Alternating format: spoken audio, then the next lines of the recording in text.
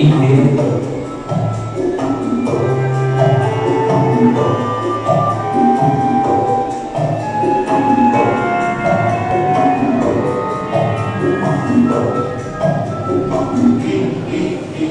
J'ai réalisé donc un film qui s'intitule Glossolali, qui est un film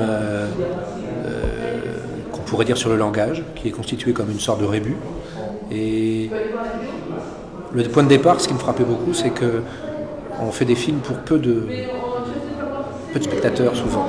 On fait des films qui sont comme des lettres, comme une sorte de correspondance privée pour des petits groupes. Et je me suis demandé si cette absence du spectateur tenait pas aussi à l'invention de langage qui devenait ésotérique, secret, un peu crypté. Alors j'avais envie de travailler sur ces questions, c'est-à-dire sur des langages secrets, ésotériques, qui soient comme une sorte d'adresse au spectateur. C'est-à-dire à partir du moment où on a du mal à trouver un spectateur, est-ce que c'est pas la question du véhicule qui est posée? Alors je me suis intéressé aux langues, donc aux langues étrangères, mais aussi à différentes manières de crypter le langage.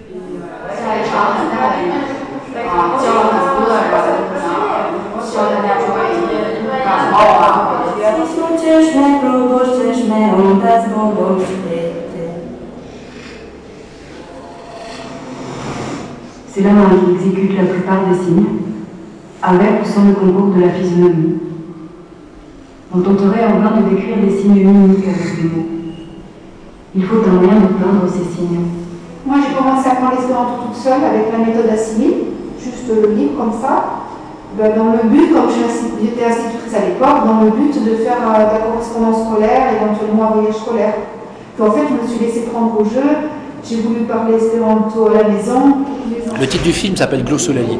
Glossolali, ça désigne le don de parler une langue imaginaire, de pouvoir parler, ça peut être une langue étrangère, qu'on n'a pas apprise, qu'on peut parler. Ça s'appelle la xénoglossie, ou alors la glossolalie, c'est le fait de pouvoir parler une langue. Alors c'est une pratique en fait qui est pratiquée dans l'église pentecôtiste essentiellement, et qui consiste à pouvoir prier en langue, c'est-à-dire à développer une sorte de langue imaginaire inspirée par l'Esprit Saint au moment de la Pentecôte, et qui est pratiquée toujours. Alors ça m'a beaucoup intéressé, c'est-à-dire d'où surgit cette langue qu'on ne parle pas, mais qui nous parle en quelque sorte.